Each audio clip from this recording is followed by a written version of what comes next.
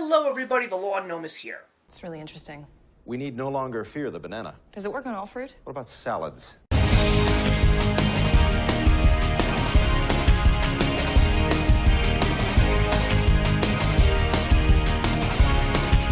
So for the second day of TV Sweeps, we are going to be talking about the shows that I am currently watching on Fox.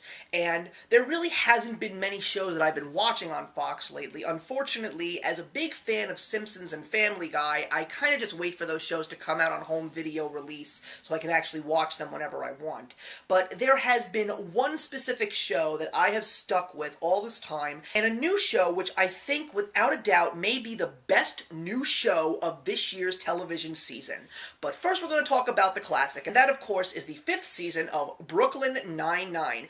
Andy Samberg, Andre Braugher, and the gang are all back as those crazy cops at the Brooklyn precinct, and it's not one of the strongest seasons that we've had just yet. It's got some great moments, but it's not that laugh-out-loud funny season that I got last year and the year before. And I think it also has to do with the fact that Chelsea Peretti is still on maternity leave. She just recently had a baby, and she's not back on the show yet. She brings something truly kooky and special to this show, and she is definitely one of my favorite cast members as Gina. I just love everything that comes out of her mouth on that show, and it's so crazy, and it just makes me laugh every single time.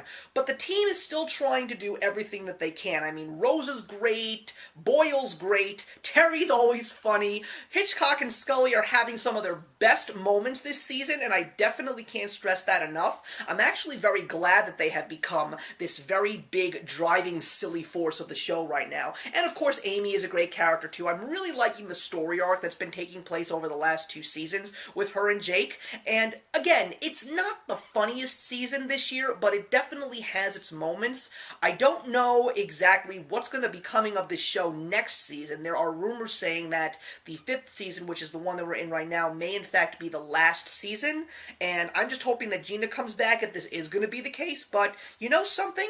If that's going to be what happens with Brooklyn Nine-Nine, I'm going to say that it was definitely one of the best shows on television in a while. Fox did a great job with taking a risk of bringing this cop show on the air, and I can't recommend this show enough. I'm still debating on whether or not I want to get this series on DVD, because I don't know if there is rewatchability of each and every one of these episodes, but there are some episodes that I can watch over and over and over again. But now let's talk about the newest addition to Fox, and this was something that looked like it was doomed to failure. I'm not gonna lie, but it is Seth MacFarlane's The Orville, which is a spoof television show on the classic style of Star Trek. Now, we got a brand new Star Trek show this year called Star Trek Discovery, and it's getting a lot of mixed bag reviews. Some people love it, some people hate it, but everyone who has seen The Orville is raving about this show, and who can blame them? It is so funny, and it is so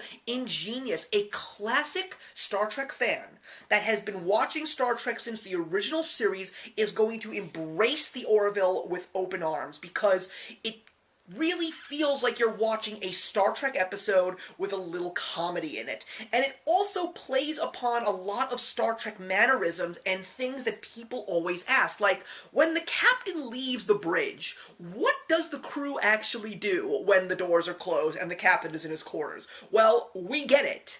And I love the fact that there are some extremely dramatic and serious moments in this show, and they go on and on and on, and then all of a sudden, a joke, whether it is genius or whether it is lame, is perfectly placed, and it just gets somebody to let out one monster belly laugh. And even some of these ultra-lame jokes, the cast just knows, thanks to the writers of course, when to make it stop, and no matter how lame the joke is, have it go on, possibly to the end of the episode. There was this one episode where there was a joke that involved the car rental company Avis, and it had a great moment first. It had a second great moment, but then there was a third, and a fourth, and a fifth, and a sixth, and you're still laughing at it because it is so ultra lame, but it works so well. The entire cast is everything you could possibly want, and you can back each and every one of these characters. I can't recommend this show enough. It's a shame to know that the show just ended its first season, but what I do know is Fox is going to be renewing it for a second season. This is a show that I am proud to be a fan of as a classic Star Trek fan. This is a show that I want to own on DVD because I could see myself watching these episodes over and over and over again. You know, people who have gotten sick of Seth MacFarlane, let me just say this. See the Orville and you will remember why you love his comedy so much, and you will truly have a newfound respect for this amazing genius of comedy. So thank you very much, everybody. Please put your comments in the box below. I'd love to talk the Orville with you guys because I need to talk to more people about this amazing show. But in the meantime, I will see you in the next one. Hey, thank you so much for stopping by my channel today. If you're new here and want to see more of what my channel has to offer, please click on the link to my last video, or hit that subscribe button to be kept up to date with all of my uploads. Content of all sorts is posted here quite often, so trust me, you do not want to fall behind. I will see you in the comments, and actions speak louder than words.